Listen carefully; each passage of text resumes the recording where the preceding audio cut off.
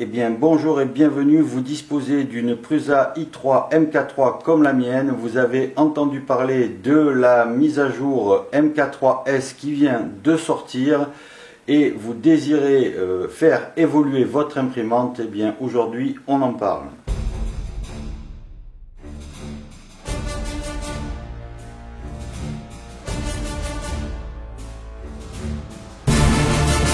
Avant de commencer, petite explication concernant le codage des pièces et des upgrades chez Prusa. Il y a deux séries de codes. Ici, mon imprimante, par exemple, a été livrée en version B6R2. Ces deux codes décrivent la même version d'une pièce ou d'un upgrade.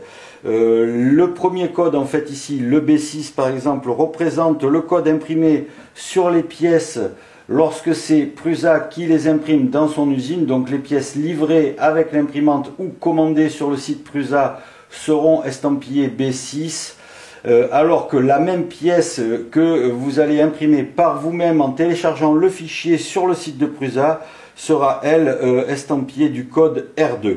Donc là, par exemple, vous pouvez voir cette pièce que j'ai imprimée par moi-même est une version R3 ici. On peut voir, alors que par exemple celle-ci qui est une pièce du dernier kit du voilà, R4 de la MK3S qu'on verra tout à l'heure. On va aujourd'hui voir la liste de toutes les modifications que je vais effectuer sur mon imprimante pour la passer de sa version d'origine qui date de début 2018, date à laquelle elle m'a été livrée. Pour la passer donc à la dernière version MK3S, et je ferai donc toutes les mises à jour qui sont intervenues en cours d'année 2018 et la dernière mise à jour MK3S qui vient de sortir. Donc si on s'en réfère au fameux code dont je vous parlais tout à l'heure, la mienne était en B6R2. Toutes les upgrades qui ont eu lieu courant 2018 ont été estampillées B7R3. Et le dernier upgrade MK3S qui vient de sortir donc début 2019 est lui estampillé C1R4. On note que la MK3S marque une itération dans le code interne qui passe de B à C. Donc certainement pour marquer le fait qu'il s'agit d'une mise à jour majeure pour la MK3. A noter que lorsque nous passerons en revue les évolutions de la version MK3S, on pourra jeter un petit coup d'œil au contenu du kit d'upgrade nécessaire à la mise à jour de l'extrudeur en MK3S. Je vais être assez bref sur les raisons des différentes évolutions, qu'il s'agisse des évolutions R3 courant 2018 ou même des évolutions de la MK3S au cours de cette vidéo. Je donnerai peu d'explications sur les raisons des upgrades et pas du tout d'explications sur la méthode de comment les installer. Tout simplement parce que pour chaque upgrade, je ferai une vidéo spécifique avec tous les détails sur les raisons, les améliorations, la méthode pour les installer lorsque je les mettrai en place sur mon imprimante. N'hésitez pas à aller checker la description où je rajouterai tous les liens utiles pour maintenir votre imprimante avec toutes les infos que j'ai pu récolter pour faire le point sur les mises à jour que je vais réaliser sur la mienne. On commence donc avec la liste des améliorations B7R3 qui concerne toutes les mises à jour ayant eu lieu courant 2018 et on démarre avec les supports de moteur Z ici. Gauche et droite qui ont été renforcés, l'objectif étant de préserver cette pièce lors du montage de l'imprimante en kit. Il semblerait que le renfort de cette pièce ait permis de réduire les vibrations et que ça ait une incidence sur la qualité de l'impression aussi. Donc moi je ferai cette modification.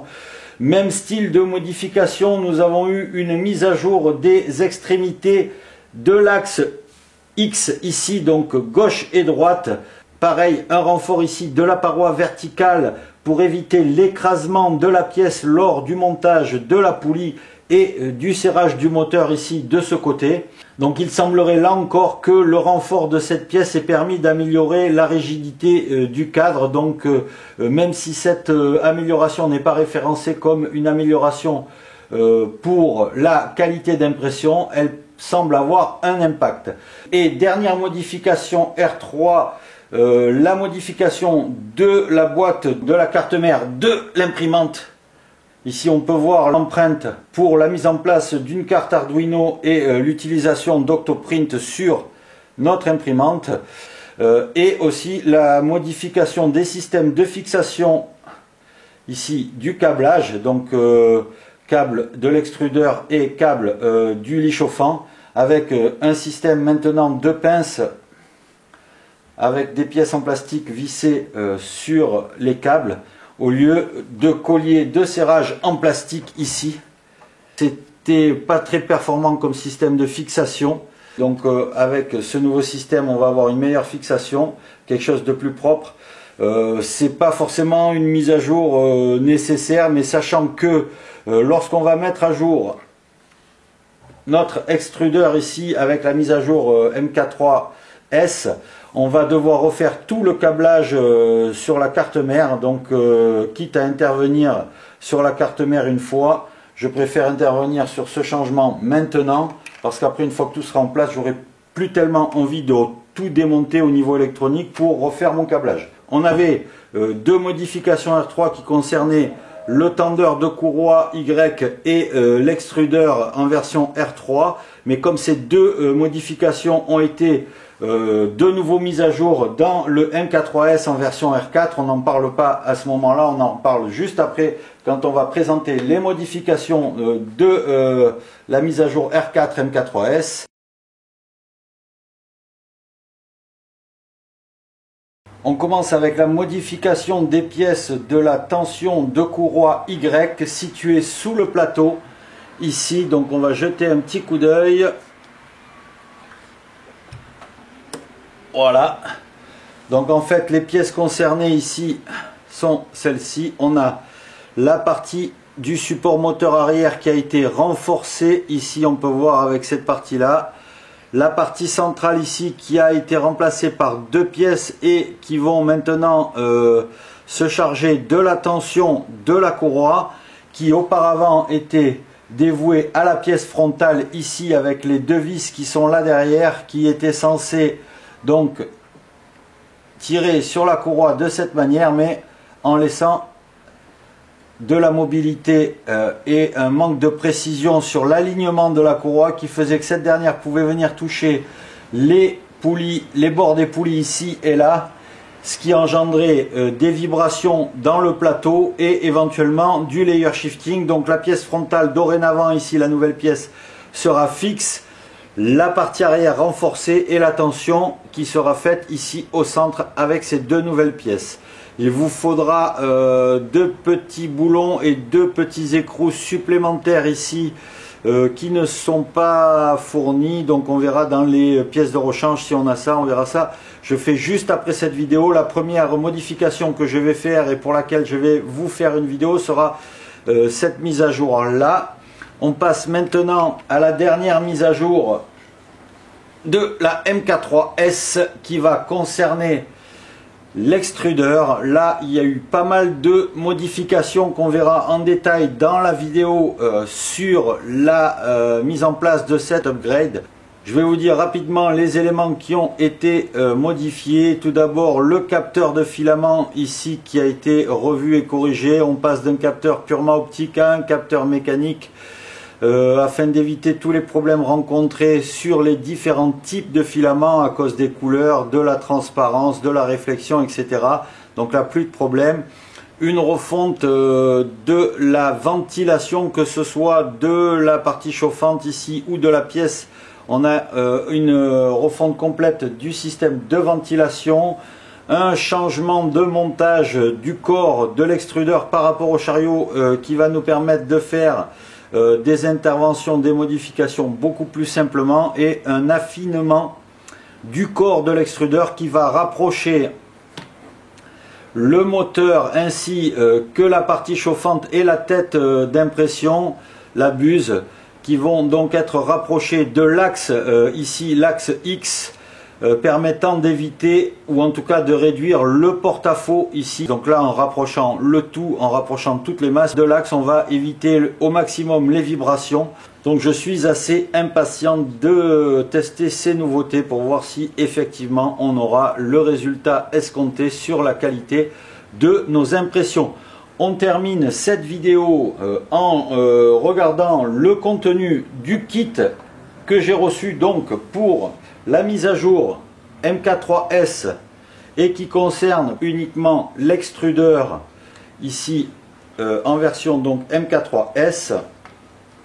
Alors la bonne nouvelle, et chose qui n'était pas annoncée sur le bon de commande, c'est que le kit est livré avec 300 grammes de filaments PETG. Ça tombe bien, j'étais en panne de filaments suite aux diverses impressions pour le kit justement. Je n'avais pas assez de filaments pour imprimer les autres pièces de la mise à jour MK3S dont on a parlé au début de cette vidéo. Entre temps, j'ai déjà utilisé le filament qui était à l'intérieur pour imprimer ces pièces, comme vous pouvez le voir ici. Donc du coup, elles seront prêtes et elles seront mises à jour très rapidement elles aussi. Et on va jeter donc un coup d'œil au contenu de ce kit. Donc la documentation avec tous les liens, avec les conseils. De toute façon, avec Prusa, là-dessus, on n'a jamais de soucis, on a toujours les infos. Donc quand on fera l'upgrade, je vous donnerai les liens qui permettent d'aller sur les notices de montage. Donc on a donc notre bobine de filament qui est entamée, puisque je m'en suis déjà servi, de 300 grammes, et ça c'était la bonne surprise. On a une gaine textile qui va servir au remplacement de la gaine plastique qui était ici pour l'extrudeur, le câblage de l'extrudeur vers la carte mère. Alors les sachets, tout d'abord, le sachet étiqueté e-axis qui va en fait contenir la totalité des boulons et autres petits accessoires nécessaires au changement de votre extrudeur. Tous les boulons que vous allez démonter sur votre ancien extrudeur seront à récupérer et vous allez pouvoir utiliser la totalité des boulons neufs. On a un deuxième sachet étiqueté extrudeur spare. En fait, il s'agit de pièces de rechange, donc vous n'aurez pas à utiliser normalement ce sachet à moins qu'il vous manque des éléments dans le sachet e-axis ici. Donc en fait il s'agit de pièces de rechange qui sont déjà comprises dans le sachet initial. Les pièces de rechange, on les met dans le carton. On a l'ensemble de la visserie donc pour monter tout notre kit, et ensuite on a dans le dernier sachet alors les colliers plastiques pour refaire notre câblage par la suite. On a, chose importante, l'écope qui va remplacer ici l'écope orange qui était dessous notre extrudeur, qui sert à donc refroidir la pièce imprimée. Cette écope est fournie tout simplement parce qu'elle est imprimée en ABS, puisqu'elle est beaucoup plus près du bloc chauffant. Donc elle va supporter des températures beaucoup plus importantes que la pièce précédente. Une matière qui est un petit peu plus complexe à imprimer, et puis en fait pour vous éviter d'avoir à acheter un rouleau d'ABS si vous êtes en train de faire votre upgrade en imprimant vous-même vos pièces, sachant qu'il n'y a que cette petite pièce qui nécessite d'être imprimée en ABS. Alors on a ensuite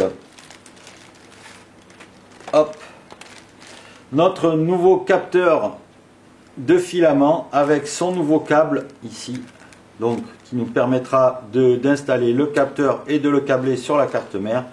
Et ensuite 2 tubes de PTFE qui vont devoir être changés à l'intérieur donc de notre tête chauffante, tout simplement parce qu'avec la nouvelle géométrie de notre extrudeur en R4, le PTFE, le tube qui est ici dans le corps de l'extrudeur, ne sera pas de la même longueur que précédemment, donc il faudra le changer. Je vous rappelle au passage que les tubes PTFE sur la Prusa, et je pense que c'est le cas sur toutes les têtes chauffantes de chez E3D en version 6, ont besoin d'un angle de coupe biseauté à 60 degrés ici, à l'extrémité et que je vous mettrai éventuellement en lien dans cette vidéo, un lien vers un petit taille crayon, on va dire, ou en tout cas spécifique pour les tubes PTFE de la Prusa afin d'avoir un angle parfait lors de la coupe de vos tubes. Voilà, pour cette vidéo aujourd'hui c'est terminé, donc on se retrouve très rapidement pour la mise à jour de la courroie Y que je vais enchaîner de suite. Je vais par la suite faire la mise à jour de l'extrudeur, mais qui fera suite à la modification des pièces de l'axe Z et de l'axe Y ici, et ensuite au changement de la boîte de la carte mère. Donc je ne sais pas si je ferai une seule vidéo pour l'ensemble ou si je détaillerai, on verra, parce qu'en fait comme ça va être quand même réalisé d'une manière assez simultanée, on verra ce que ça va donner. Je vous dis à bientôt, merci d'avoir suivi cette vidéo. Si vous l'avez trouvé utile, n'hésitez pas, un petit pouce bleu, un partage, et puis surtout si vous avez des questions, n'hésitez pas dans les commentaires, je me ferai un plaisir de vous répondre. Allez, ciao les gars.